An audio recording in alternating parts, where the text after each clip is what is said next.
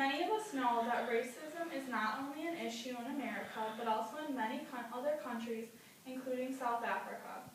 Shocking as it is, History.com states that in 1950, the government banned both marriage and sexual relations between black and white South African Americans during the event that took place called the apartheid, which About.com stated is separation.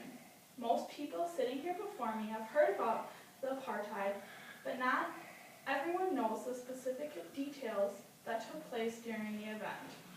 After doing a significant amount of research on the apartheid, I'm still saddened by the way people treat each other, which is why I believe it is important to spread the message to others. My purpose here today is to inform about the event that took place called the apartheid. It is important to inform people about the event that took place in South Africa so that the horrific situations like this one do not take place in other countries. Some of the key aspects of the apartheid were the way the people and the government treated other races and how they favored the whites in South Africa and what they did to go to straight lengths so that the different races did not have power in the country.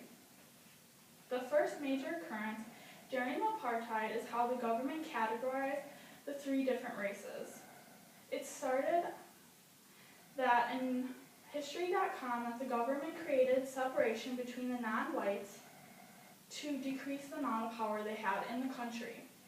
The government wanted there to be complete separation between the different races, including whites, blacks, and then the mixed races. They separated non-whites by forcing them to live on reserves. The government also made designated areas for each of the races, including in this picture, where it says, for white persons only. These public premises and the amenities therefore have been reserved for the exclusive use of white persons only. The government forced the black South Africans to sell their farmlands to the white South Africans, which then left them in poverty.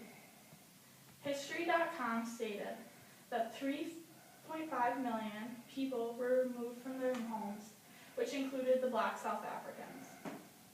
The government chose to do this to try to keep the white South Africans in power, even though macro history and world timeline states that the white population is only 20% and the black population is 70% in the country. The South American government intentionally separated the different races and took away the black South Africans' homeland. Although the non-white South Africans did have many aspects of their lives taken away from them, this did not stop them from trying to resist from what was taking place. The resist towards the apartheid began when non-violent protests and then eventually became a very violent protest. The more people that began to fight back against the government, the more violence that occurred. History.com states that the group who called themselves Congress of People began to hold meetings, which then resulted in 150 people being arrested and charged. During a different meeting that took place, the government burned the passbooks of the people who were in attendance at the party. Not only was violence used to try to stop the resistance, but also many people were killed, many people who were innocent. One example is when police went and opened fire on a group of people that were part of the Pan-African Congress because they were part of the resistance. Another example occurred towards the end of the apartheid when thousands of young children, non-white South Africans, were protesting and refused against the language required for them. So the police came in and killed them with open fire. Unfortunately, the South African government has such a hatred for the non-whites in the country that they have gone to huge lengths to try and keep them out of power, which meant killing innocent people. Although the apartheid did eventually end in 1994, the many terrible occurrences that took place during the apartheid shows how important it is to not judge people based on the color of their skin, but to try and look forward to discover the type of person they are as a whole.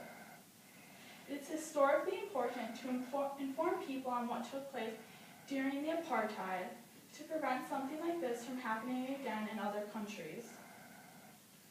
It is important for all of us to remember that in order to prevent something like this from happening again, we must all have tolerance in our life. For different people, that may be a little different than the way we are ourselves, regardless to their historical background and their race. Thank you.